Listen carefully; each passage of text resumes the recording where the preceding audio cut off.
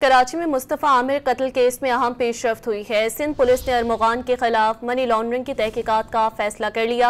IG Sindh Ghulam Nabi Memon ने FIA को खत भी लिख दिया। मजीद जानते हैं डॉन न्यूज के नुमाइंदे मोहम्मद बिलाल खान से। जी बिलाल, बताइएगा किस बुनियाद पर मनी लॉन्ड्रिंग की तहकीकात करने का फैसला किया गया है?